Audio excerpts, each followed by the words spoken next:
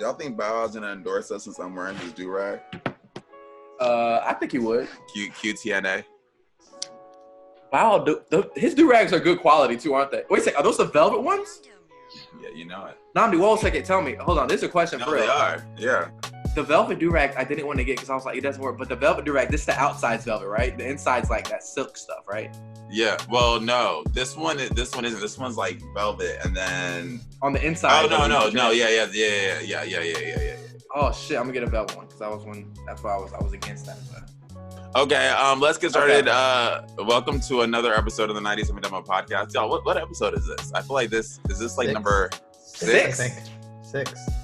And then, but we have some, yeah, officially number 6. You know, we got a couple, you know, on the back burner that, you know, that we ain't put out yet. You know, stay tuned. Yeah. Yeah. Episode 6 though. It feels like it's been like 20, but this is 6. For real. I know. I'm already tired of y'all. Already. How's y'all week been? Anything momentous that you all talk about before we get into it? Not really for me. Another week stuck in the house. A lot of new music, which is good. That's true. That's honestly been the highlight of my week, actually. Same. Friday was like amazing. The amount of the Thursday night. Okay. Here I think a lot of things that I was like expecting to drop turned out to be a lot shorter than I thought they would be. Me too. Yeah. Oh, yeah. We all had our heartbreak. But before we get into new music, we can talk about some of the current music that people are listening to right now. Do our little charts rundown. Music released either between the 26th or 2nd or things that have been out before. Starting on the Hot 100, I guess nothing's really changed. Rockstar by DaBaby is back at number 1. I think it's its 5th week at number 1 now. Like it dropped to number 2, then went back. What's Poppin', the remix version, has boosted that song up like I think 6 points from number 8 to number 2. A new piece. Yeah, about that, What's contributed to like half of those streams. Yeah, the What's Poppin' remix last week. I don't remember exactly, but last week it was just the regular song. It was just the normal song. It was just that was the one that was featured on the chart. Yeah. But this one's the remix with all the features, DaBaby and Tory Lanez and whatnot. So yeah, I wonder if we're gonna expect that to dethrone Rockstar. The DaBaby still has a good run though, because he's now number 1 and number 2, albeit as a feature in that second song. So good for him. But then rounding out the top 5, Blinding Lights, Savage, and Roses, which have all kind of been there. The only new addition, I think, to the top 10 this week was Watermelon Sugar by Harry Styles. It came out a long time ago. Lil Baby. Lil Baby. Yeah, there you go. Yeah. Dang, Harry Styles kind of a resurgence this week with the Adore You, Watermelon Sugar. I guess he poured a spell on Harry Styles' bag. Does he have an album out right now? I don't want to. It came out like what? Did it come out January or February? I think January. Really? It was like the first. Yeah, it was the first album to top that. Yeah, it was the first to top the Billboard 200 this year, 2020. Okay. So another interesting thing that I know we care about. We're gonna get into this later. Avery, would you mind going to number 49 on this Hot 100 chart for me? Sure. Oh my gosh. Number 49. Boom. Whoa. Watch Us in the Blood, Kanye West, Travis Scott debuted at number 49. I don't know what the actual streaming numbers were for it, but this is Kanye West, Travis Scott, arguably 2 of the biggest hip hop acts out right now. This is supposed to be off of Kanye's upcoming LP, so it's the lead single for him. Had a music video, had all the promo, all the Kanye headlines, and we're going to get into this later. But yeah, number 49. I can't imagine like 2 years ago you telling me that Kanye and Travis have a song and it's not going to debut in the top 10 of like a chart of the Billboard chart. I agree. That's pretty crazy. That is surprising. And you said arguably. I mean, I don't think anybody would argue. These are like the 2 like top 10-ish biggest artists, biggest rap artists at least. And 2 of the most influential artists too in terms of like clothing and whatnot too. This is very true. And just in terms of kind of like doing what they've done within their respective genres, advancing the sound as far as production goes, I'm very surprised to see that's where that started. But there's always room to run, room to rise. Do you guys think this is a matter of people just didn't like the song or just fatigue from Kanye? Because like you're telling me 6ix9ine Trolls can debut at number 1 and Kanye and Travis can't? Well, I don't want to give too much away from when we have our bigger conversation, but I think it's some leftover stuff from the last album It's kind of the same, you know, content. So it's coming from the last album. And I think it's just a lot of people just tired of him. But I don't want to give too much away of what we're going to talk about. Stay tuned for what we're getting into next. Yeah, exactly. So. Do you want to move on to the 200 chart? Yeah, over on the Billboard 200 is literally, I think, I don't think there's any huge surprises. Lil Baby, My Turn, still at number 1. Mm-hmm. Lil Durk. Yeah, Lil Durk. Lil Durk, number 2 now. From 56 to 2? Yeah, the album came out a while ago. Like, did he come out with the deluxe version? I think so. I think it's the deluxe. And I think we talk about that later on. That's one of our headlines. But yeah, man, when people put out these deluxe albums, they get a lot more streams or whatnot. But it's interesting to see it come up after it's been out for a minute already. Something happened with Harry Styles that came to the top of all these charts. That's even weirder too, because that came out that was maybe one of the first albums within this top 10 that came out, right? Like this January. Yeah. One of the bigger early releases of the year. Early releases, exactly. So, well, actually, I would say, Post Malone came out 2019, right? Mm-hmm. Yeah, 2019, but yeah. So rounding out the top 5, but it's still Blame It on Baby. Number 3, Hollywood's Bleeding, Post Malone, and then After Hours for the Weekend, which is risen. It was number 11 last week. So yeah, not really anything too shocking here. Noah, I think we should maybe get into that headline now. We're talking about the album. So what was it? The hip hop ruling, deluxe editions ruling the album chart. Yeah, hip hop ruling. Let me pull up the story actually. I have it there in the comments, Avery, right there on the side. Yeah, exactly. I was just kind of going through stuff and I found this in the New York Times, but basically with the hip hop deluxe editions ruling the album chart. And it's kind of interesting considering, you know, especially the Lil Baby and Lil Durk recently, their albums aren't the newest albums that released. Like Lil Baby's album came out a while ago. Lil Durk's album came out almost 2 months ago. Yeah. But they came out with deluxe editions and they kind of surged up in the last couple of weeks. So I just want to know what your thoughts are on that, on people doing deluxe editions, maybe how it's going to affect people's, sales in the future, how it affects their, their positions on the chart and whatnot, and specifically with rap albums. Like, I feel like with deluxe editions, I don't know if you can correct me if I'm wrong, guys, but I feel like with rap editions, it's almost like a bigger deal almost. You can kind of let me know how you feel about that. But I would argue that it's not even just albums. Like, songs are kind of, some of the biggest songs we've seen this year, like Savage, Say So, and Now What's Poppin', have all been boosted on the charts by their remixes, right? Like, they were there, they kind of fell a little bit, and then the remixes brought them back into the mainstream again and towards the top of the charts.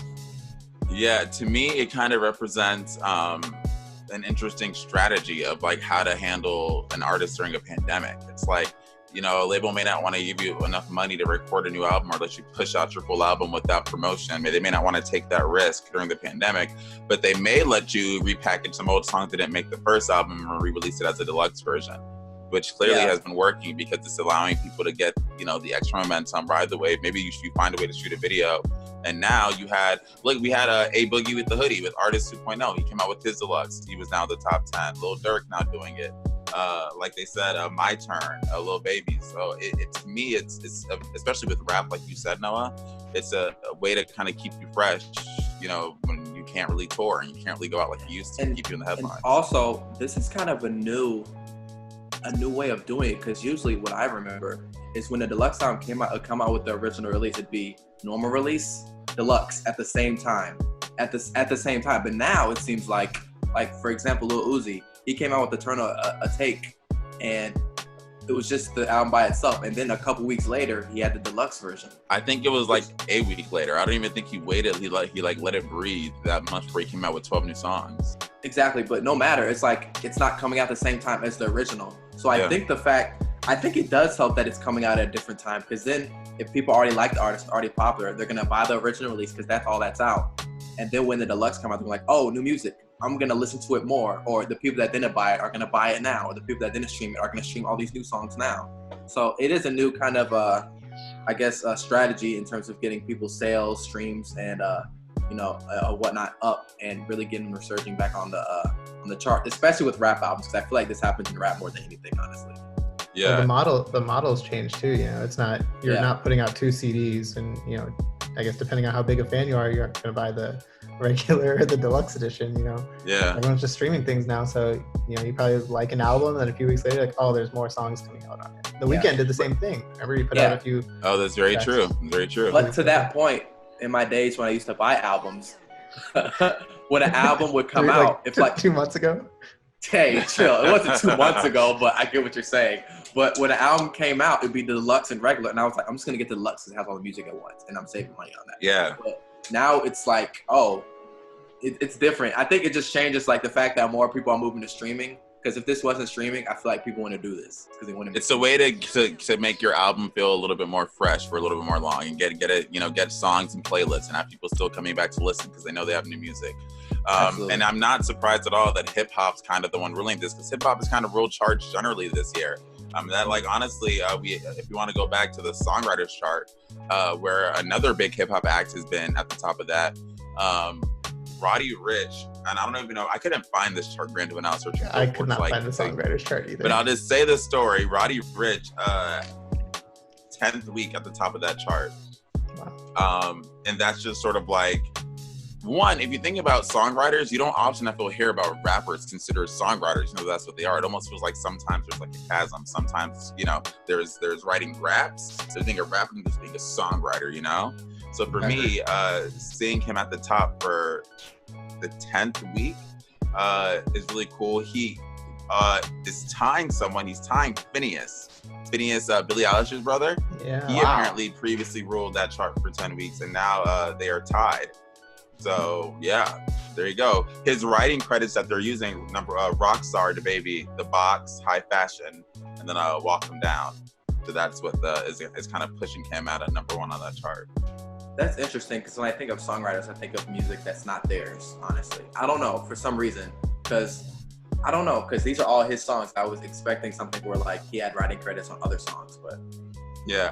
One of them I think was an Untitled Chapter song. Yeah, for sure. But I don't know if it was because he's featured on it, because he's featured on that song also. So I don't know. I'm not sure. But. Yeah, and then one that I do know we have a chart for emerging artists. We talked about this last week about what defines you as an emerging artist, but this week was interesting because a lot of these artists are like names that are big enough, you know? Yeah. We already talked about how he's been there for weeks, but Phoebe Bridgers is number 2, City Girls. Mm-hmm. Number 4, Jessie Ware is on there. A little bit lower, Cupcake's on there. Mm-hmm.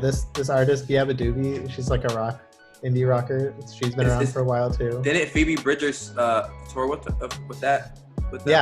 She did. Or they were planning on going to tour together. Yeah, they were gonna. Yeah, exactly. So. One interesting thing with this chart that I want to bring up is it's not very high on this chart, but I think it's pretty significant in what's going on with pop culture in terms of TikTok. Is Dixie D'Amelio, Charli D'Amelio's sister. Charli D'Amelio is the largest person on TikTok in terms of following. Dixie D'Amelio is her sister, and she just came out with a song this past week and is now on the emerging artist chart. And I always personally like seeing it when people are kind of capitalizing off of their platform and trying to reinvent themselves or do something different.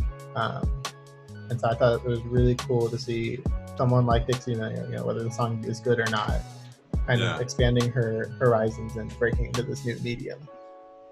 And I feel like... Go on, Noah. Oh, I was going to say, it's not surprising considering a lot of these people who are on social media. I know a lot of people, they kind of get lumped in, they're just social media people. They don't have any talent. But a lot of these people are on social media as a strategy, like, I'm going to do the social media thing. I'm funny or whatever, or I'm entertaining. And I'm going to try to pop off to do this. But a lot of these people have other talents. Like, I know this is just this is the first one that comes to mind, but Jay Versace, he's a real producer now. Like, real artists are asking him for music. So, and he would start off as a comedian on Vine, and then he moved when Vine went away. He's on, Twitter and on everything. And now TikTok is the big thing. And if you're on TikTok and you're a star, it's the biggest social media right now, or most popular. And this could be, this might be her way of getting her music to be seen, because a lot of music that's on TikTok that's used as a trend, it's going to become popular. We see it on the charts, on the Hot 100 charts. So. And that's what I felt about it. I feel like, to me, this only speaks to the larger trend of social media developing enough power to really kind of push people to like the mainstream. With this, I don't think 5 years ago anyone would think you could, just get big on Twitter or get big on TikTok wasn't around but Vine, and then catapult that into a music career. But I think it speaks to the point you have now artists who make music specifically with a platform in mind. They make a song thinking, oh, we'll get a TikTok dance off of this. It speaks to, I guess the new wave, the new generation, It's not about millennials anymore. And I can't wait I was always looking forward to seeing that when that shift was going to happen. It's about Gen Z now, and this is just, I think, the start of a new trend of Gen Z's rising stars via TikTok, not via TV like it was for millennials, but via social media platforms, YouTube. We're going to start seeing more and more of them pop up on these charts, calling it now. The thing that I think is interesting, and I'm a little jealous of, as I think we're in the older part of Gen Z, and the thing that these younger Gen Z kids get are role models, I guess, or influencers who have good heads on their shoulders. We got Jake Paul and Bella Thorne. And, I don't. You got them. I don't claim them. You're 1 year older than me. And that's a strong 1 year, because I feel like I claim Emmanuel Hudson and his brother, Spoken Reasons. I'll speak for myself when I say that. That's my. Zendaya those were my social media ones, people.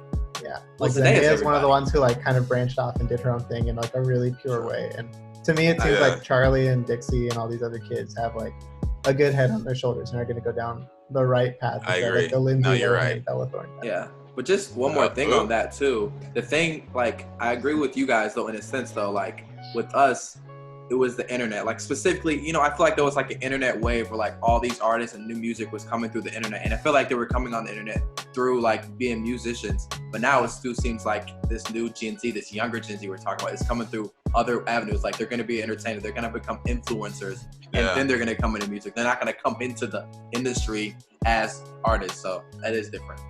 Very interesting. I guess just keeping it pushing. Next week in Focus is are there any big releases you guys think are gonna hit the charts? I know one Pop Smoke album is expected to almost for sure come in at number 1. I don't really know what the forecast is gonna look like. I've seen everything from 270-something thousand sold first week to 170-something thousand sold first week. I will say, regardless, it was a great album, and we talked about this last week. I've listened to it more and more, and it is really a good album. And it's just sad, because I truly do think if he was still alive, it would have been the start to a very, very big career. It would have been a good debut album for him. But regardless, he's probably going to top the 200. Anything else you guys foresee? I mean, maybe honestly, Juice WRLD. I don't know if that's next week. That's the week. Yeah, I think that'll be the week after. Yeah. But it definitely coming up. Juice WRLD. I know I already have. I put Kanye and Ty Dolla $ign because they're just probably entering now. But definitely Pop Smoke is what comes to mind. Definitely for sure. And I do agree. The album definitely would have been the song of the summer, especially in New York for a lot of people up there. And it's sad because then he would have had a whole tour and a whole thing. So I agree with you, Nnamdi, with the whole Pop Smoke thing. The whole situation is sad, but definitely Juice WRLD I expect to see up there. I'm wondering. I know this is still a couple of weeks, but the Kid Cudi Eminem, how that's gonna do. So that's a really big release. I think the week after next is going to be a really big week as far as the chart goes, because we just had so much music come out,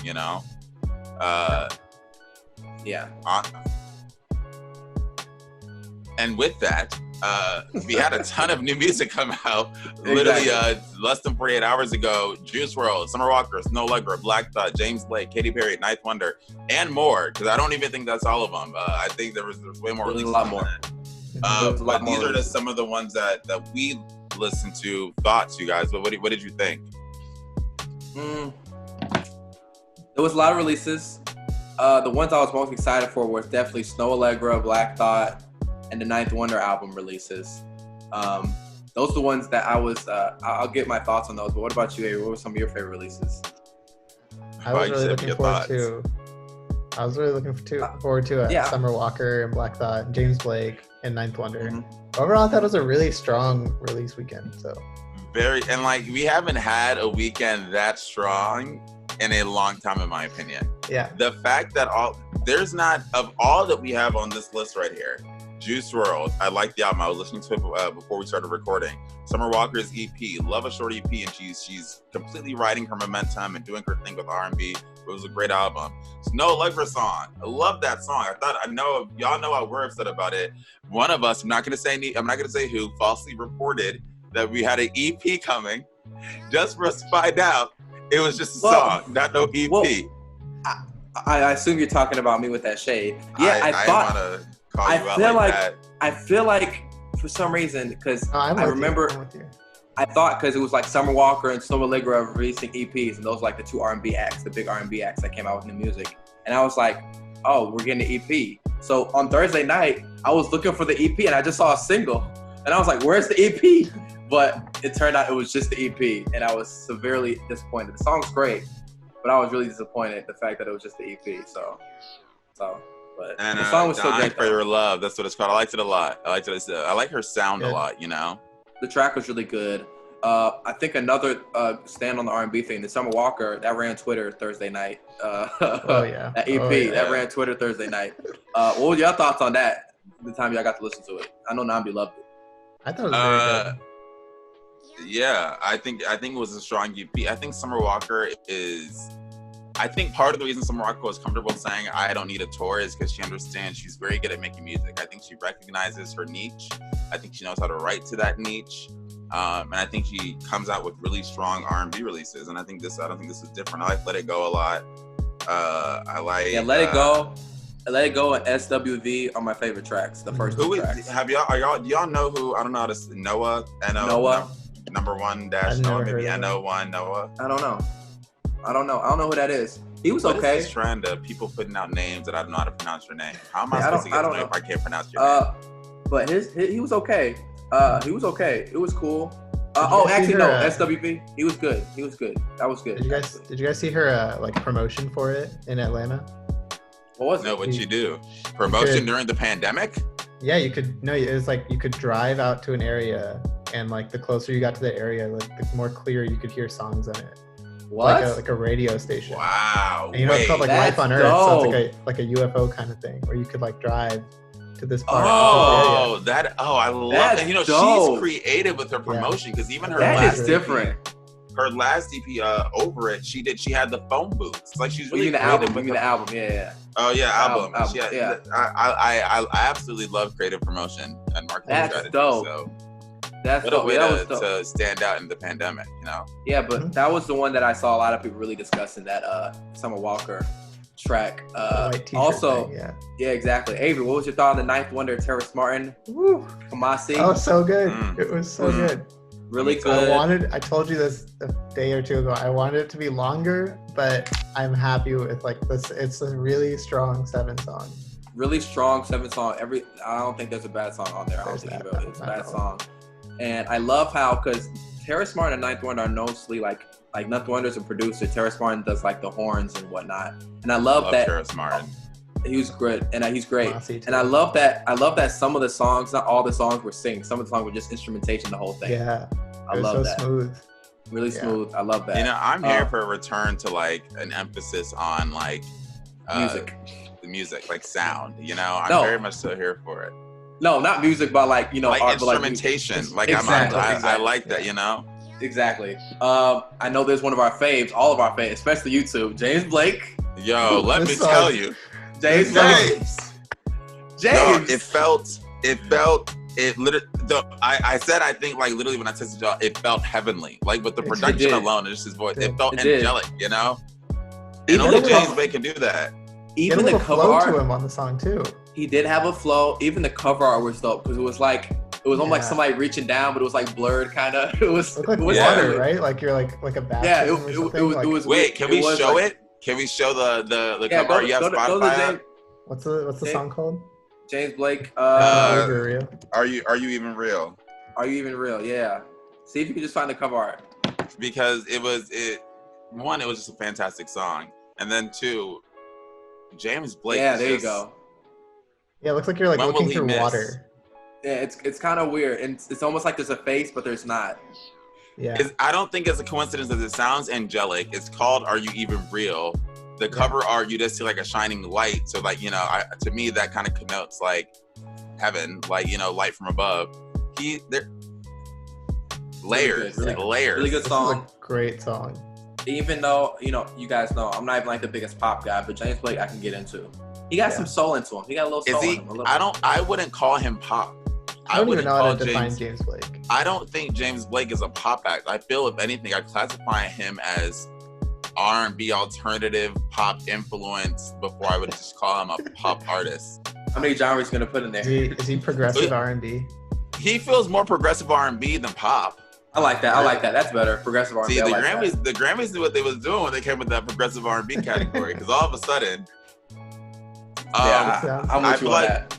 Did we talk Black Thought? Did we skip that? Black Thought. Thought versus everybody. We ain't discussed that. Black Thought. You know what's so crazy? Black Thought, because everybody knows him as part of the Roots, but recently, within the last 2 years, he has like 2 EPs, 2 projects that he's released with Ninth Wonder. One with Ninth Wonder and one with somebody else. But I mean, Black Thought just raps his butt off pretty much. So and he did. He's just such a good rapper, like a Freddie Gibbs kind of, just like a good rapper. They're good. They're lyricists, you know. They're really they're.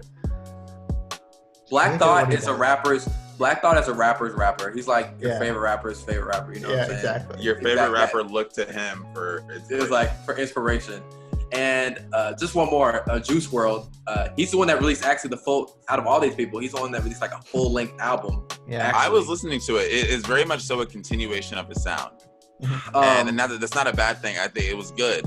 And that's just what it felt like. It felt like some of the older Juice WRLD songs that were really, really big, and some of his features. You know, I didn't realize he was in that. He was really in that. When I think of a pop counterpart to Juice WRLD, I think of Halsey, and I don't know what that means, but I would say, as far as like kind of putting emotion into their song and having weird inflections on their voices, they both do that. That's fair. I feel you on that. I'm not saying you're not saying she's Halsey, but I see what you're saying. You know what I mean? Yeah. Yeah, for sure. I haven't listened to it. I love the artwork first and foremost. But people love Juice WRLD a lot. They love that first project a lot. People love that project. Wait, what was the artwork? I didn't even notice. Was it something crazy? Hold on. It was just him. It looks really good. It looks really good. But no, that's good. That's good. Just another really sad situation. The fact that we have 3 posthumous albums this year. A really sad situation. High profile too. I mean, Mac Miller early this year that came out. Pop Smoke last week, and now Juice WRLD this week. It's a really sad situation, but Juice WRLD like really fits the prototype of like what these new current rappers like Roddy Ricch and all these guys are, and in a good way. I don't mean that in a bad way, like in the best way possible. Absolutely, but I think the good thing about all these is that the music is good. Mm-hmm. I think that's the best way you can honor their legacy in that way when releasing a posthumous album, is that the fact that every one of their albums, I think we would say, even if it's not our type of music, I think everyone could say it's quality. Exactly. I haven't listened to Juice WRLD, but from what I'm getting is that people really enjoy it. They were all made with care, you know, and that's really what's important. What would you guys' favorite release out of all these? Oh, did we talk about Kid Cudi and Eminem? Did we skip arguably one of the biggest? We can get to that. Let's get to it. Get through this one. Let's get through this one. I'll hit this one first. I liked it. I enjoyed it. First and foremost, I think me and Avery talked about this. The artwork was not good. They deep fried. What was it called again? The Adventures of Slim Shady and Moon Man and Slim Shady. The artwork was not good. It was a deep fried photo. I could do that on photo booth on my computer, but Virgil could do that. Come on. Virgil could have done that. Virgil could have done that one. But Virgil could have done that one. But I liked the track. I thought it was good. Honestly, they weren't. Eminem, he had some lines, obviously, you know, where he said "F Drew Brees," which was funny. I enjoyed that. He, you know, talked about police brutality and Ahmaud Arbery. They talked about George Floyd. Yeah. Exactly. He had a really good bar. He had a couple that I thought were really good. The Medusa one. Medusa line, that was good too. Getting ahead of snakes, and then the one where your brother tweeted out. No, the dentist and fluoride or something. Yeah, it was good. He had some good lines, but it wasn't like nothing crazy. But my favorite part of the song was Kid Cudi. Honestly, Kid Cudi to me, because Kid Cudi with him, even though I'm not like the biggest Kid Cudi fan, it's not like he's a crazy lyricist. It's more about how he sounds. Like his voice is amazing. Yeah. He has a great voice. and it's different. So I thought he sounded great on the album. I mean, on the song. But I like the song. Not to mention that Kid Cudi just has been so present, I feel, within the last 2 years, way more than he's been in like the last 5 to 10, you know? I don't feel like I've seen him appear on as many features as I have since he was just getting into like the game, like what, 8-10 years ago? Yeah, exactly. You know, but since Kids See Ghosts, you know, I feel like he's done the Scots, he's done the track with shoot, what am I missing? What was the track? Well, he had an album. Yeah, but that was a while ago. But still, no. But I feel like he just collabed this. Travis Scott. You're talking about Travis Scott? Yeah, the Scots. Yeah, exactly. No, I definitely agree with that. The fact that he's been present, even though he hasn't like released a full length album other than like, you know, Kids See Ghosts or whatnot. He's been really present in terms of features and whatnot. Even on the Travis Scott album, I'm pretty sure he was on there. He was on there too. So yeah, you guys good to see Kid Cudi out there. So Fantano was bringing this up a lot, but he said like he felt like the rollout, you know, in terms of like merch and the album cover and everything was like really a lot for a single, and he thinks that there might be something more on the way. Would you guys be excited for like an EP? Yes, I'd be here for it because I think Eminem is very much so still a strong rapper when he wants to be. I think there's sometimes you can tell Eminem putting out an album because he needs to put out an album, then other times that he's putting out an album because he feels some kind of way. And I think I think he can still easily be a lyricist. And I think you pair that with Kid Cudi, who can do wonders, you know, with production and vocal arranging, and then just has his actual creative style of making music and his voice and his hums. Let's do it. I don't know what it'll sound like, but I'm with it. You know, why not? Type of thing. And if they're gonna talk about this, you know, I will say Eminem's been very outspoken about everything. He talks about George Floyd in this song, the brutality, the pandemic, our response. Like they get in their bag with it. I'm here for a socially conscious Eminem Kid Cudi album. I don't want an album. I want a short EP, like 3 to 5 songs. That's what I was thinking. I do agree with you with that point from Fantano that I do feel like the whole push, the whole rollout was a lot for just a single to come out. That's why it does feel like a lot more should come out. But yeah, I do think I just would want a little EP. So yeah. I agree. That's the boat I'm in. I think a cool 7 songs from that would be good. Would be really cool. Yep.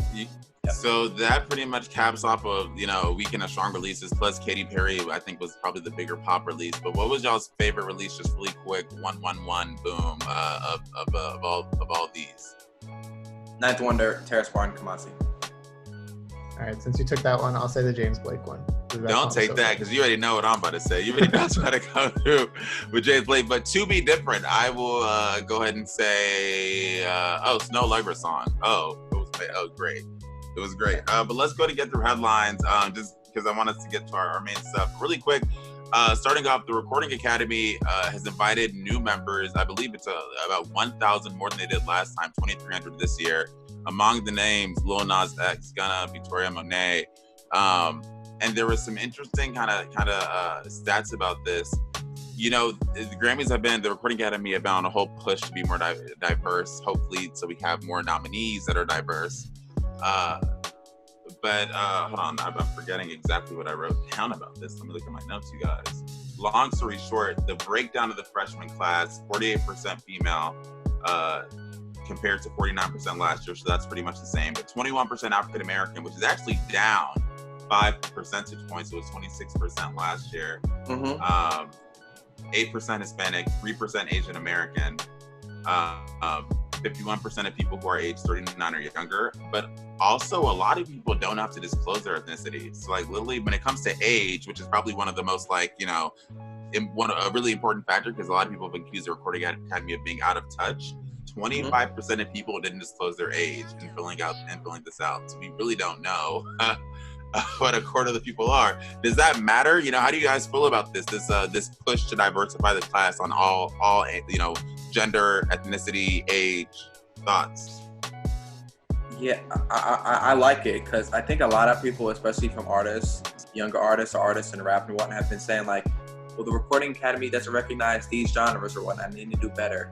But, you know, artists have the option of being a part of it. They just don't they don't take the opportunity to do it. So I definitely agree that the age is the thing that matters the most right now, because we don't want any recording or any award ceremony or whoever has like this board behind it to get out of touch. So I think the age definitely matters more than anything. Obviously representation of everybody matters, but this is a good thing, I think, though. Them pushing to be younger and more diverse is a good thing on all fronts, in my opinion. Yeah, I agree.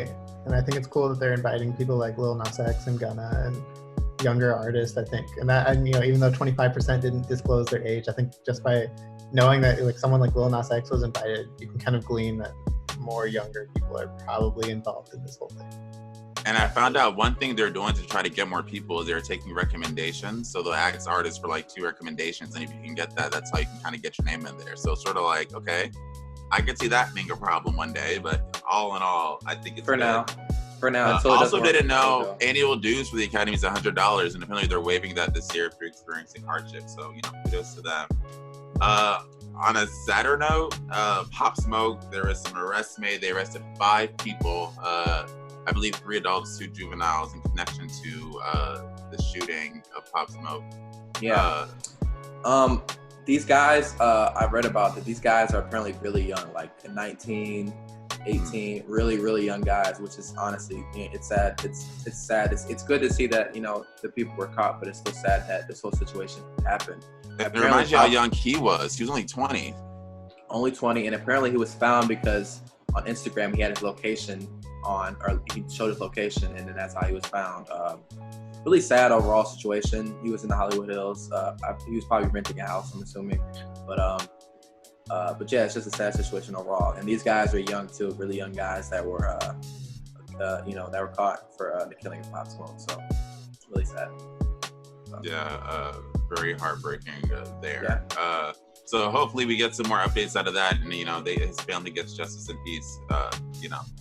I guess on a different note, also equally, I guess, important and current, Lady A versus Lady Antebellum. Avery, I know this is one you've been on. Lady Antebellum wanting to change their name to Lady A. They're already being a singer, a black soul singer, blues singer, who's been doing it for, I think, 3 decades under the name. And they are now in the middle of this conflict over whether or not Lady Antebellum can get the rights and get the permission to fully use Lady A, when this other woman has been using it for 30 years. Yeah, just to catch everyone up on the situation, Lady Antebellum changed their name to Lady A following the George Floyd protests to be more sensitive to the topic of Black issues in America. Antebellum being the period of slavery during the Civil War. So they changed their name to Lady A, only to find out that there's a Black artist named Lady A who's been doing this since 1987, and they've been exchanging texts talking about whether they can coexist with the name. Lady A saying, well, you guys have many more resources than I do, being a larger band, and if you guys change your name to Lady A, my fans will have a tough time finding me on streaming sites and stuff like that. It's all led up to this, to where they've basically just, Lady A, the original Lady A, has decided, I don't want them to have that name. And so I guess Lady Antebellum did file a trademark for the name back in 2011, which they were granted, but never used it. And now they're suing or filing a lawsuit against the original Lady A, not for any money, just to say we can both have the name. And Lady A is asking for $10 million, 5 for her personally and 5 to go to charity, which Lady Antebellum thinks is like an exorbitant amount of money. So let me just say, I think just purely as far as optics go, if you're making a change to try to be more considerate of a community that you feel could be potentially hurt or put off by the name Antebellum, I'm not sure the best way to respond is by, at least the perception of you, at least how she feels, trying to erase a Black blues singer who's been doing this and has had the name for 30 years. I understand what Lady A is saying, and I don't even feel like that's being subjective. When you have someone as big as Lady Antebellum, if I Google Lady A, she's not going to pop up anymore.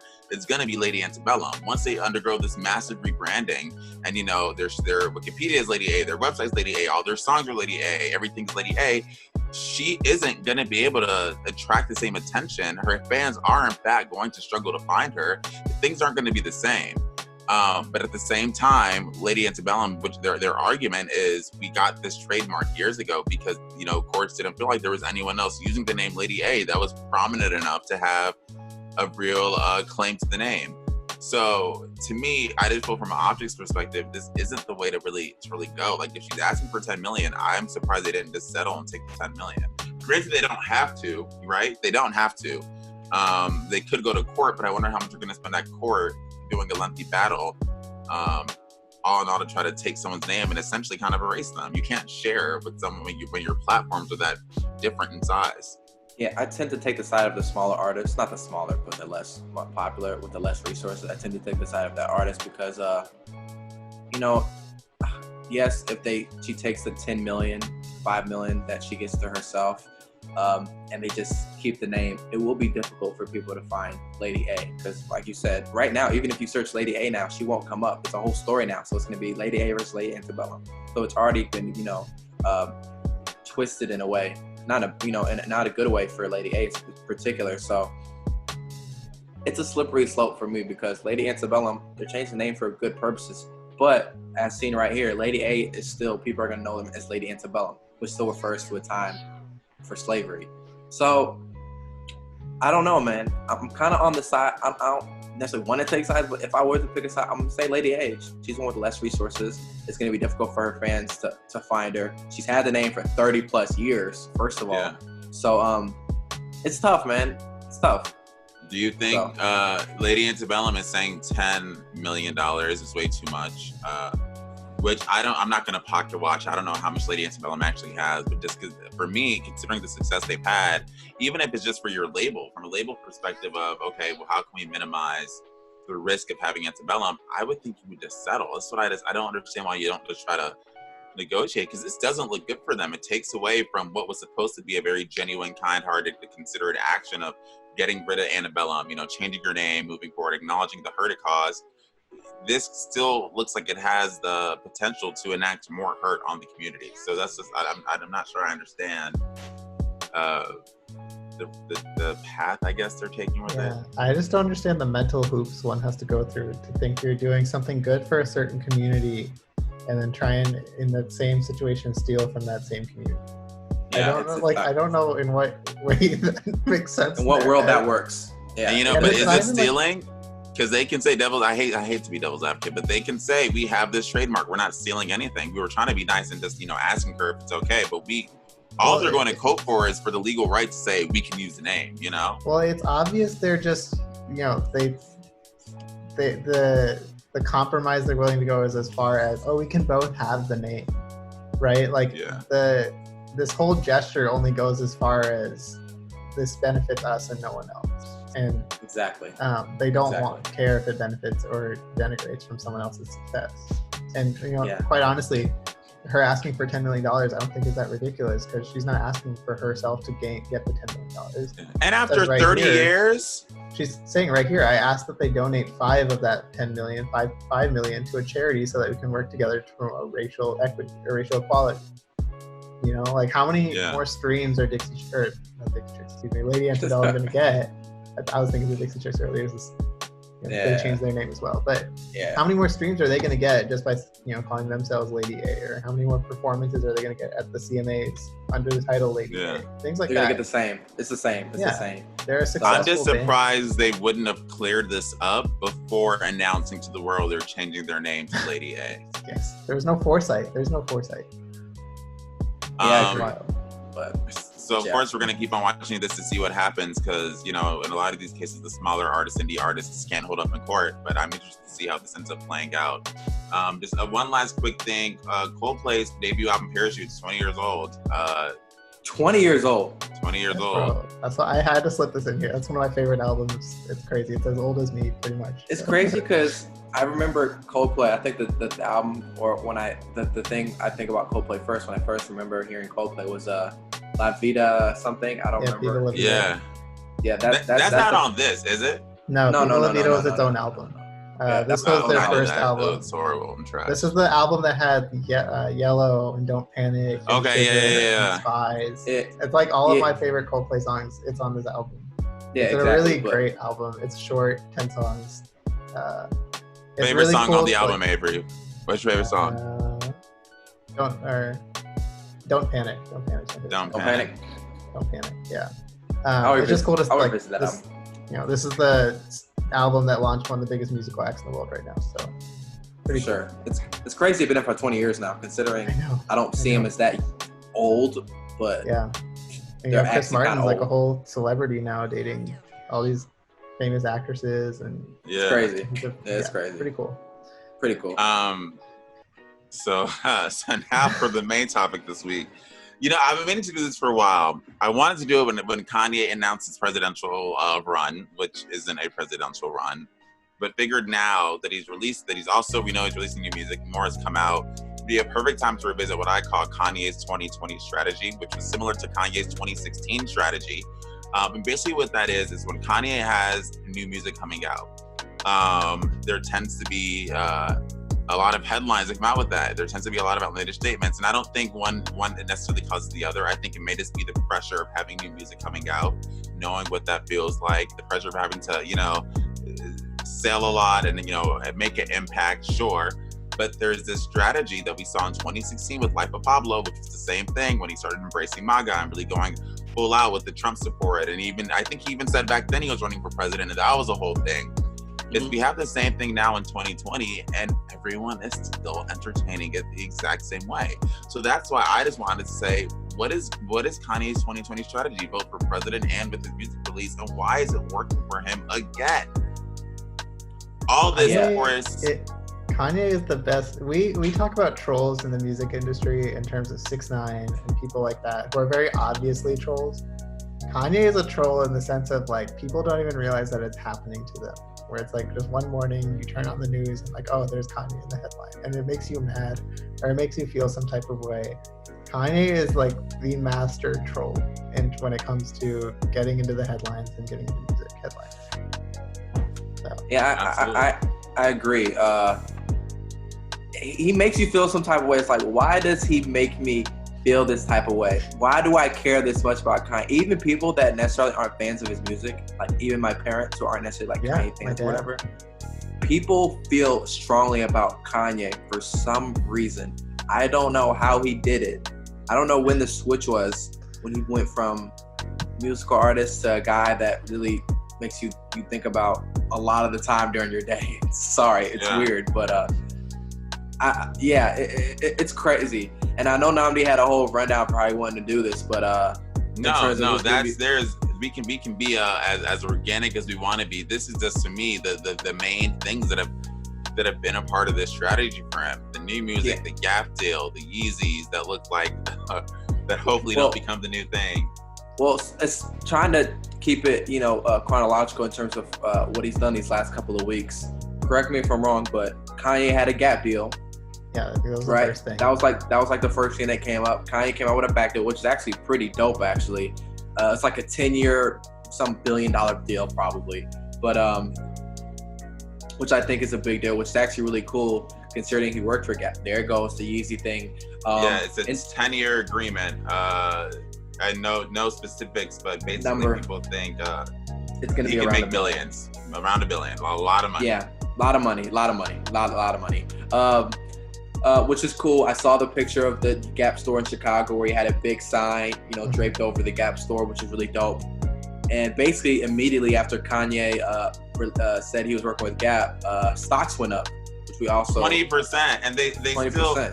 And reading the details, and this is like a little. We don't have to get into the nitty-gritty of business, but the idea here, and this is per CNBC, shout out, Yeezy supply. So with Yeezys, basically, if the Gap Yeezy line hits 250 million in sales,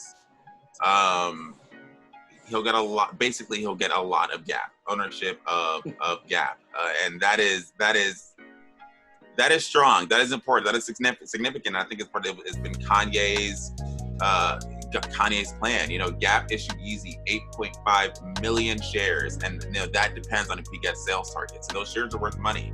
You know, so if he has 250 million, he gets a third of the shares. You know. I think it's worth pointing out that Kanye used to work at Gap when he was a kid. Full circle, you know? Yeah, owning part of the company that'd be like if I started owning Starbucks one day. Like, owning part of the company that you worked for as a teenager is a flex. It's pretty cool. And let me just say, this is what I wanted. I wanted this to be the promotion. You know, I would have loved it if it ended with this, like, yo, the way Kanye's introduced his next album is by saying, look at this full circle moment for me. Look at how much I've exceeded. Look at how I'm constantly overcoming haters, being told I can't, you know, establish a brand. I can't do fashion, and now I have to deal with a public company, Gap, worth as much as it is. But no, that couldn't be it with Kanye. Because what did he do literally like minutes after? Well, we didn't even talk about the Yeezys, so shoes look garbage. But he announces this president. Yo, I didn't want to look at them. I saw him wearing them, and I was like, I hope they were gonna look better as he had them on. They look like Blade plugins. If y'all gonna get these, y'all might as well get what Crocs. Crocs. Just get Crocs. Just get Crocs. Just get Crocs. Like, they're cheaper. Looks like a Pokemon.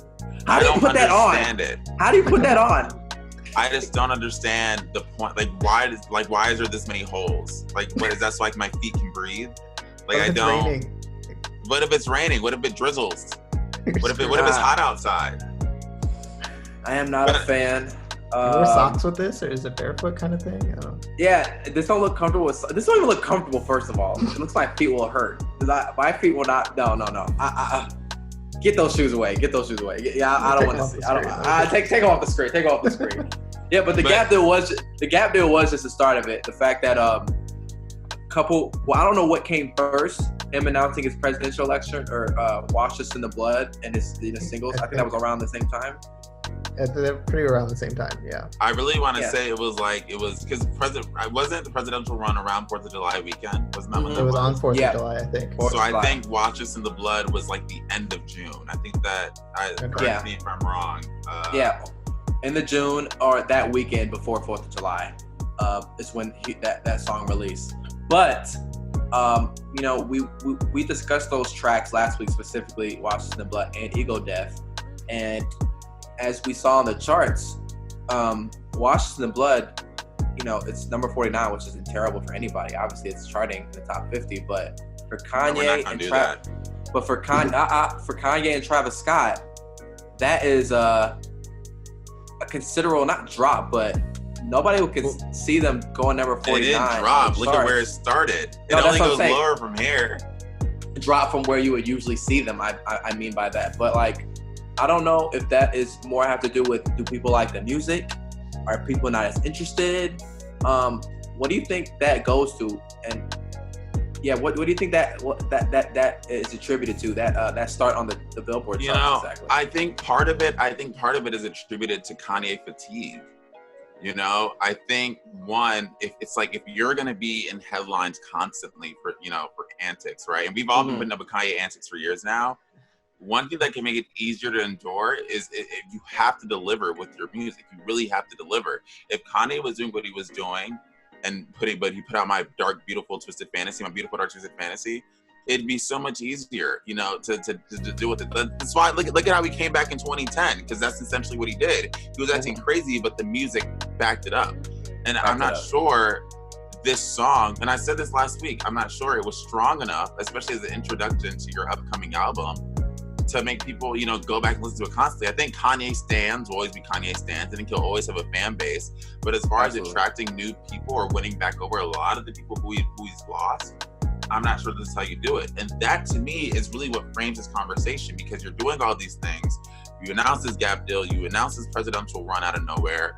You do this Forbes interview, which, yes, I'm not in any way implying all this was done solely for music promotion, but we can't deny it's happening at the same time that you are trying to promote your new music, and apparently it's not working. You know, all of that for you barely debut at the top 50 and you're Kanye West and Travis Scott, that means something.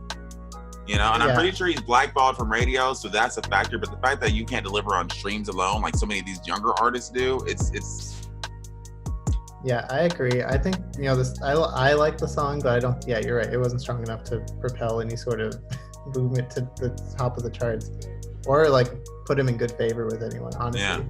And honestly, as a journalist, like I had a problem with the Forbes article. It seemed very much like catered to him. Wait, we have some thoughts on that, but staying with the music now, which unfortunately for Kanye has not been the forefront of people's minds when they think about Kanye West, which I think is the problem. First and foremost, when people think of Kanye nowadays, music is like the second or third thing that comes up, which is sad, honestly, to me, because that's where Kanye, I feel like, had the most. I don't know. I still think he loves music more than anything now. I think that's where he gets the most joy because he makes music. That's what. Do you still think that, or like, do you truly? Because I feel like maybe haven't we had Kanye say that? Yeah, even if music's my love, there's so many other things I'm trying to do now. I don't. Do you think Kanye still creates music with the same love and passion? I do. I do think that. Just because it's not necessarily what I love, I do think he does. And of course, he has a lot of interest and whatnot, but music is what got him into this world. This is what got him to this industry. This is what got him this fame, this notoriety. So I think he has to attribute the music he's made to almost everything he has now. And also with this, no matter how I feel about the Kanye music or not, whether you're a Kanye stan or not, I said this off, when we're not recording, but this past decade for music, Kanye has not been great. I said it's been shaky. I mean, he started off the last decade in 2009 with My Beautiful Dark Twisted Fantasy, which is incredible. Obviously, we don't have to speak about that, but no matter if you liked Ye, no matter if you liked Life of Pablo, no matter if you liked, Jesus is King, no matter which album you liked, I think a lot of people would agree, a lot of those albums were split. Except Kids, I think a lot of people liked Kids See Ghosts in general. Yeah.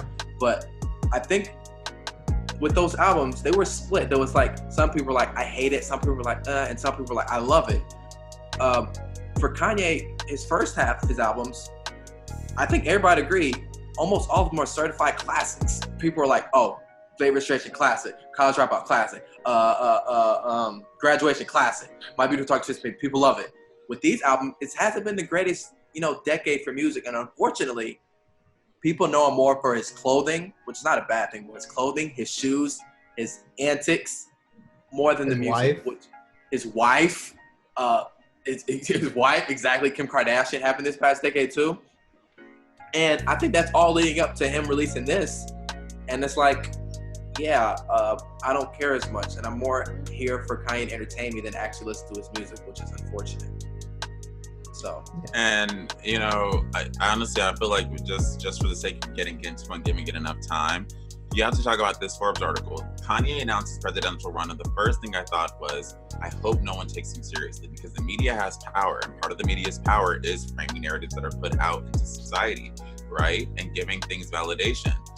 Kanye West is, yes, a huge rapper, a huge artist, but we've seen this before. We've seen this for a book. We know he's not serious. We know there hasn't been any official filing for him to run for president. We know the birthday party, which is what he's running under, isn't real. We know most likely this is Kanye being Kanye, but you still have, publications giving this so much credence and validity. And I think this Forbes article was a really good, amalgamation of all that. I wanted to use a different word. That's the only one that I could think of, and I hate that that's the case. The thing about this article, I feel like I've read this same interview 5 times before. Yes. I feel like because he did one with GQ a while ago. He had an interview with Zane Lowe from Apple Music. I feel like he's done this same type of interview 3 or 4 times already. So it was weird to read this article, and like Nnamdi said, I don't know if he's specifically doing him announcing to be president or to run for president is for music promo, but it's not a consequence, but it's not a coincidence that this all is happening at the same time. And if you read the artitle, I don't know how many times this man says God's country about 30 times. I was literally wait a second. God's country. But God's Country is the name of his album that's coming out, right? I was literally. And that's intentional. You're not gonna tell me that's not an intentional thing. There's no denying that all of these antics, even though this very much so could be Kanye's bipolar disorder, and that's something I don't really want to get too much into because we're not qualified. But it is something. We have that article saying that there is potential that this could be an episode, but we don't know that. Well, all we know is that underneath all these antics is an album that needs to be promoted, and you are saying God Country every other paragraph, And just looking at some of his comments and stances, you know, I'm pro-life because I'm following the Bible. You know, it's God's country. We need to put God first. We need to put prayer back. You know, God has started to. It's like, how much? Noah, do you how much of this feels? At what point, if there is a point, does it start to feel like, you know, how are you using religion? Do we have to start making it more accountable for how I'll get back the intersection of all of it? I'll get back to you on that. I know Avery had a couple thoughts on this too, but I'll get back to you on that after Avery gets to say what he wants to say. But I have some thoughts on what you're saying. But I know Avery had a couple. Hey, then I will take it back and I'm gonna put it back to Avery then. No, I got you. I know Avery had something to say. I'm not a religious person, but I and I have obviously no problem with anyone who's religious. Whatever, do what you want to do. But when you weaponize religion and use it to support your claims, and in terms of it happens in this country on both sides of the political spectrum, you just come off as pandering kind of. And it's he has these crazy comments right here about Chicago, saying that the reason there's all this violence and gun violence in Chicago is because there's no prayer in school. And he brings up God in every one of these things. He said God appoints presidents. That's what he said. That was one of the things he said. Like the president's the Pope or something. Yeah, and he also said the NBA is key to fixing U.S.-China relations. Yeah. I agree with that. I don't want to. The thing with this is tough. I don't want to question his validity in him being a Christian, or him believing in God, or this new resurgence of his religion, or the fact that he wants to make music that's not secular anymore and it only can be gospel music coming off his last album. I don't want to question that. I don't want to question the validity of that at all, because I'm not in his head. I don't know what he's thinking. I'm not with Kanye every day. I can basically, unfortunately, only go off of what he says. But I think what a lot of people have the problem with is that when he does this and then he says other things that kind of almost go against it in a way. People question the validity of it, but then he said there's a thing in there. It's not even a big deal, a big controversy if you go down. But he says other issues I want to address. And he says, I want to address chemicals because toothpaste has chemicals that are against God's, look at this. Clean up the chemicals in our deodorant, our toothpaste that affect our ability to be of service of God. Now, I don't know what that has to do. It just makes it sound like he has bad hygiene. It convolutes his whole, honestly, it convolutes the whole message that he was trying to get across already. Mm-hmm. And I think that's sort of where, I'm out there. And I want to clear, I'm never making any attempt to, like you said, it's not our place to question Kanye's spirituality, or his connection to God, because this isn't new. Kanye has been very open about Jesus how the part where, exactly, the role religion plays in his life. I think for me, it's more so when we're in a situation now where it's become something that's at the forefront of Kanye now, and he did Jesus is King, which was classified as a gospel album, but I encourage you guys to listen to it and come up to that, conclusion on your own. And even Watches in His Blood, some are arguing that could be considered a gospel song. I think when it's now at the forefront, and then you have this Forbes interview where now it's now being used almost the same way people criticize politicians for using religion. That almost is how it's used here, where it's on taxes, on the president, why we have to do God first. If murder in Chicago is because there's not God. It's that rhetoric.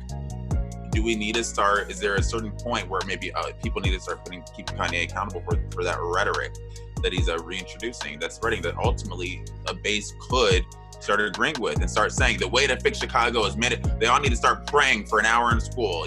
That's what. Is that something you guys think is present? Is that something that you think could be coming soon? Yeah, I think that I don't know about that. I think the whole thing with this is that there's no focus in what he's saying. There's no focus in one focus. He's God, obviously. But I'm saying part of the title of his album. Yes, God's for country. Sure. No, not okay. Of course, yeah, God's country. We all know that by now. But in terms of using that to his like, if you just look at this, he has to separate each thing he's saying about, because there's no focus on like what his message is. Right. Like, he's using God's country to sell an album. I don't care. He's using it to sell an album because he mentions God's country 30 times in the article. Whether he's admitted or he's saying it or it's purposely used, he admits God's country 30 times in this, and it's going to be the name of his album. That's intentional, or it's not done on accident that he used God's country. He's talking about a lot of things, and it's just so Kanye is just, I don't know how you guys feel about this, but when you finish reading the article, I don't know if you get a better understanding of where his thoughts are. Not at all. You get I get more confused. It's the opposite. For me, it was just like, I expected this to give me, like you said, I expected to give me some clarity on what he's been saying. And to me, after finishing this article, when I had two thoughts, I was like, how do you pitch this format to an editor? Because like, look at this. It was a great idea, though. It was a great idea, though. This is the format it needed. Absolutely. And then second of all, like, I was like, okay, he's clearly just promoting an album here. Clearly. Anyways, keep going. He promoted his album without even saying I'm promoting an album, because he said God's country. It's almost genius, too. It's almost genius, kind of brilliant. It is. It's kindly almost genius. But Kanye's a smart guy. I think Kanye is almost. I think Kanye is. I think all geniuses have been insane. I think Kanye is a musical genius, and that's why he's absolutely insane. But I want to ask you guys this: the way this article was written, I mean, literally written, the way these quotes are put in here, the punctuation used, the typos that aren't, corrected, the lack of the placement of commas. When you guys were reading this, did you notice? Is that something you noticed as far as reading how Kanye could have been sounding when he's delivering these quotes? Mind you guys, these are quotes. Mm-hmm. Did you guys get anything from that? Just reading some of these responses? Man, I don't know. I feel like Kanye's either like all out in his interviews or he's like very reserved, and there's really no in between. And I really cannot tell which one he was in this interview. Can you go to the question where it was like his campaign slogan, like how I think it's towards the, because that to me is a really. It's yes. Well, okay. For my second album's late registration, I got a rap. The other thing is my campaign is Kanye West. Yes, not yet, not yeah. Yes. Like that to me is a. Yeah. I don't know, man. It's tough, man. Like I said, every time I hear Kanye speak, his message, whatever he's trying to get across, gets more convoluted, honestly. And I wish his music gave me that, where it gave me clarification on where his mind's at, or not even where his mind's at, but it doesn't. How do you feel? It's exactly, how do you feel? And it convolutes where his message is even more. And the thing is, it even hurts more because the music isn't up to snuff every time. Like, I think people are interested in Kanye. I think I'm always interested in hearing Kanye music, like what it sounds like, or what he's saying. But it's not the feeling like this is gonna be a guaranteed quality music like you get with some of your favorite artists. Like, this is guaranteed good music, which is unfortunate for Kanye, because it used to be Kanye released music, it was guaranteed it was gonna be good. Yeah.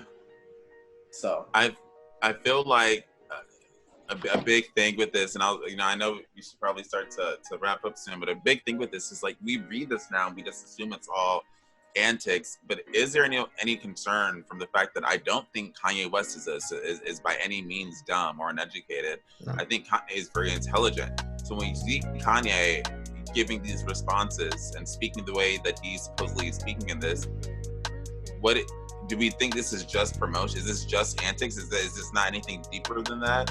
ET Online, they reported, and I'm only quoting ET because I'm convinced whenever a source talks ET, it's probably someone who is connected to the family conspiracy theorist Nnamdi, but that they support him, but the Kardashian family supports him, but that Kanye has a tendency to overwork himself physically, emotionally, and mentally, and not take time to rest and reset. So is that something that, is happening here? Is it a coincidence that Kanye is kind of coming off as, the way he is, slightly maybe unhinged, maybe slightly kind of, really just slightly off, amid a time where he may not be sleeping that much because he's trying to push out an album, acting similar to how he has in the past when he's put out albums, similarly crazy. He was kind of crazy during Yeezus. He acted this way kind of during the life of Pablo. Is this all a coincidence, Is this anything deeper? It's a trend. It's just something that I think he does, and I think at this point he's pretty much mastered the art of like kind of just promotion, in terms of you don't know he's promoting an album, but at the end of the day, when an album comes out, I'm sure there are a lot of people who usually wouldn't click on a Kanye West album that are going to click on a Kanye West album. I agree. And there's so much in this article that we didn't even touch on. The Wakanda management system, the Jared Kushner stuff. Exactly. I'm sorry, I forgot Elon Musk being his his space program. The birthday party. Which is his political party. Wait a second. His running mate, who's going to be a pastor in Wyoming. Assuming that just because he's running, he's stealing the black vote from other candidates, which is just terrible. Like a terrible assumption to make about people. It's crazy, but yeah, I just honestly, at the end of the day, when I want Kanye, I just want to hear music, and it's unfortunate that music is not up to snuff as it used to be nowadays. So I don't, honestly, my thoughts on Kanye are like so weird these days. I don't even know how I feel about him sometimes. I don't know if I like him or whether I'm a fan or not, or maybe I'm just holding on to we're all holding on to nostalgia. I have a lot of Kanye music on my album. I love Kanye's music. He's made certified classic albums and songs. Yes. But he might have the best body of work in the 20th century, in the 21st century. He might have one of them, exactly. But it's been watered down, in my opinion. But I don't know. I mean, what did you guys think, really quick before we head out of this, his comments on Joe Biden versus Donald Trump?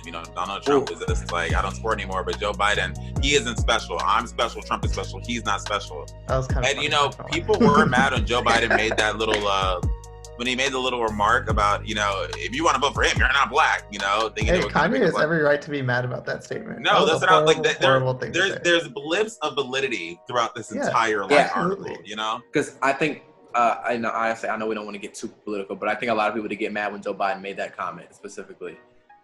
Which there's moments I'm like, oh, he's because I think a lot of people would say Kanye's out of touch. That sounds something that's an in-touch statement he made. In-touch statement. So we've said that. We said that just now. We've said Kanye's an intelligent guy. He pays attention in a way, his own way. He's obviously poking at the hypocrisy of the Democratic Party, that they have, like the moral superiority that the Democratic Party thinks it has over the Republican Party, and when it comes to gaining minority votes. Which is a valid critique. Yeah, absolutely. Valid critique. You just almost wish he knew how to articulate it in a way that could really spark change, But again, that's not. Let's not get too political. But all in all, last thing. Do you think his album's gonna be good? Are you guys excited? Do you think it's gonna be? Are you excited? What's your thoughts on the album's come out? Really quickly. Are you excited? Is it gonna be good? I'm always excited for a Kanye album, personally. At the end of the day, he's built up so much capital in my mind, personally, with his music of the first 15 years of his career, where I'm like, okay, keep it coming. I'm excited. I'm probably gonna listen to it, but am I sure it's gonna be good? I don't know. Maybe. Yeah. For me, that's where I differ kind of. I'm never excited anymore for Kanye, because when I think excited, I'm like, oh, it's gonna be good. That's when I'm always interested in Kanye release. I'm gonna listen. I'm anticipating because I'm interested in what he's gonna say and what it's gonna sound like, because he's Kanye West. But am I sure it's gonna be good? No. Am I sure we're gonna like it? No. But I'm gonna listen to it. I'm gonna listen to it. So. Yeah. So let me. But I guess the other part of this 2020 strategy is he winning the election. Do we think he's gonna find a way to dethrone Trump and/or speed off Biden? Is that next? If he's keeping this up after the album comes out, then let's talk about whether he's serious about this or not. But I agree. As for now, let's just wait till the album comes out. Mind you, we don't know when the album's coming out. Still no announced date or release date. But it's coming. Kanye's here. And I think it'll come too. But this is a cool graphic, by the way. Whoever made this. That is a cool graphic. Shout out to Forbes. Who wrote the article? Mr. Randall Lane. Randall Lane. Business. Randall, you're invited on the pod. Jamel Toppin for Forbes made this image. That's dope too. Shout out Jamel Toppin. Yeah. But just to wrap this up real quickly, projects of the week, not releases, the music that I listened to the last last week, really quickly? Any songs? Any albums? I love people on YouTube watching us live edit this. Favorite release. Not even yeah, I feel you. But any projects of the week for you guys? I'm going. I was just gonna say, like, I'm staying with Pop Smoke. That album was really good, and I mean that's really what I've been listening to nonstop the last week. I have grown to appreciate so many more of the songs. In addition to the songs I said I liked last week, like I think were like 44 Bulldog, yeah, great song. The Woo, great song. All the features are great. All the songs with like Quavo. There's one song called Snitchin', great. Listen to it. Just put it on shuffle. I'm sure you'll land on the song you like. Yeah. What you, Avery? Any albums? Any music? I've been listening to the Phoebe Bridgers album, but someone tweeted about Jay-Z's Unplugged performance with MTV, and I've actually been listening to that a lot. And if you guys haven't listened to that before, I highly recommend it. That's what's up. I think everybody's pretty consistent in their listens. Avery, Phoebe Bridgers. Again, West Side Gun for me. Pray for Paris. Great album. Pray for Paris. No, it's fine. When that album first came out, I listened to it. I liked it, but I've been going back to it. Great album. That's definitely going to be in my top 5 by the end of the year. I mean, I've been in here. We're going to do a top 10 and, different albums, but it's definitely moving up in my releases. So West Side Gun, I've been listening to it every day. Wait, Noah, can I ask you, because you put me on Pray for Paris, which is great. Did you listen to Fly God is an Awesome God too? And any thoughts on that? Listen to it once. I mentioned that last week. I listened to it once. It's good, but I haven't got to listen to it again. But I'm definitely going to be listening to it more. So yeah. All right, well, there you go. Pop Smoke, Phoebe Bridgers, and West Side Gun, project of the week. That's it for this week, you guys. Everything I built this week has been developing story. We'll see what's happening with Kanye with his album Man of Election. We'll see what's happening with Lady Antebellum and Lady A and their lawsuit. We'll see what happens where all these songs debut next week. Make sure to tune in to find out. Tune in. We're on Apple Podcasts. We're on Spotify. We're on SoundCloud, and we're on YouTube. Officially. So subscribe, follow on all platforms. And thanks for watching. See you next week.